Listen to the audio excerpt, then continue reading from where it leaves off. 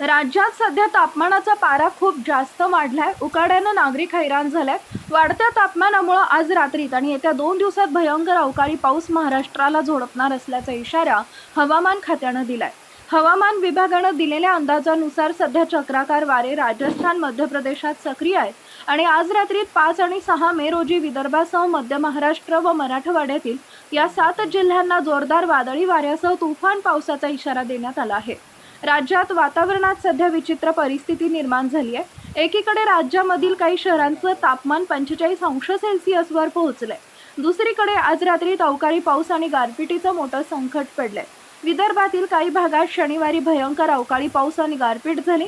आता पुन्हा विदर्भासह मराठवाडा आणि महाराष्ट्रातही या 7 जिल्ह्यांमध्ये पाऊस आणि गारपिटीचा इशारा हवामान विभागानं दिला आहे। नेमकं कोणत्या 7 जिल्ह्यांमध्ये विजांच्या कडकडाटासह आणि वादळी वाऱ्यासह तुफान पावसाची शक्यता हवामान विभागानं वर्तवली आहे ते पुढे बघा। त्या अगोदर आपल्या चॅनलवर नवीन असाल तर चॅनलला सबस्क्राइब जरूर करा, जेणेकरून अशा प्रकारच्या अपडेट्स या तुमच्यापर्यंत पोहोचत राहतील।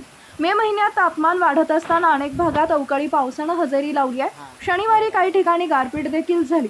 भारतीय हवामान खात्याकडून आताही विदर्भात पुन्हा पावसाचा इशारा दिलाय। तसेच मराठवाडा, मध्य महाराष्ट्रातील काही भागात रविवारी वादळी वाऱ्यासह पावसाची शक्यता व्यक्त केली आहे।